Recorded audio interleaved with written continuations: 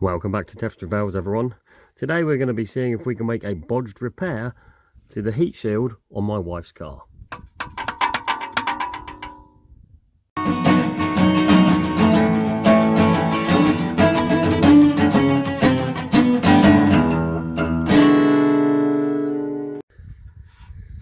Okay, so the problem is that the aluminium heat shield here just above the exhaust pipe has corroded, and what you should see here is a nice ring that has rotted through, and so the bolt and washer are no longer holding it up onto the chassis. What the correct thing to do would obviously be to replace the heat shield, but I haven't got one, and it's a bank holiday weekend, so the motor factors will not be open, and I'm not available to do the repair any other time soon, so it's going to have to be a bodge.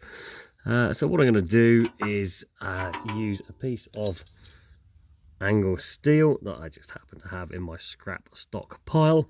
I'm going to cut it to the right size, drill a hole in it, and bolt it back on top, something like that. It is not going to be pretty, but it is going to be cheap, easy, and effective. So I cut this piece of thin angle bar with this Black & Decker angle grinder, and now I just need to trim off one edge of it just to make sure it doesn't foul the pipe.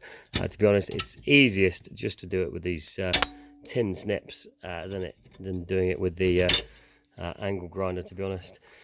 So I'll just yeah, this will be the top edge, so it doesn't foul the pipe there, and cause additional rattling, because of course the pipe itself moves because it's on those rubber mountings. So I'll just clean up these edges here, probably put an edge on that as well, on that edge there, and clean it up with the angle grinder, and then we'll put a hole in the middle there. Okay, so here's the piece of metal finished as I need it to be. I've actually changed the orientation slightly, so this will be towards the front of the vehicle. This will be the top, which will be the surface that will secure the heat shield in place, and I've just chamfered off both sides so it doesn't come into contact with the exhaust pipe on this side. All I need to do now is center punch the work round about in the middle there. So that'll be about right, and I'll just punch it up for the purposes of accepting the hole for the bolt, which is here. Okay, so a 6.5mm drill bit will do the job here, and we'll accept the bolt.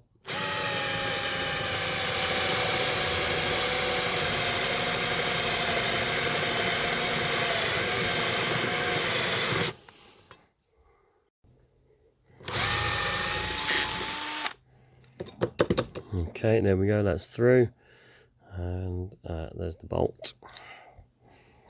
Yeah, that'll do nicely. I'll just clean up the burrs on either side of that with the angle grinder, and then we can take it back to the car and see if it will fit.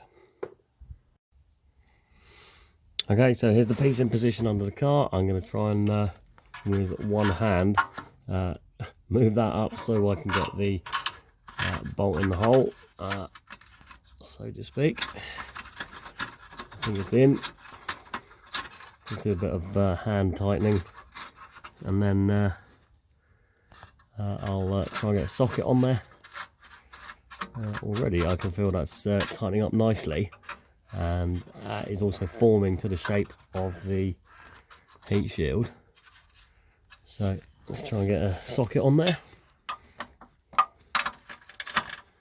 Okay.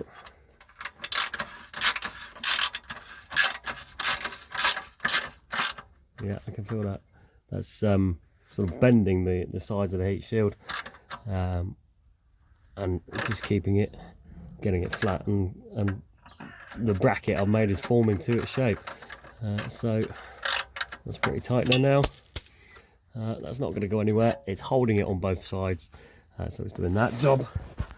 And if we move back and give it a tap, that is now not moving at all.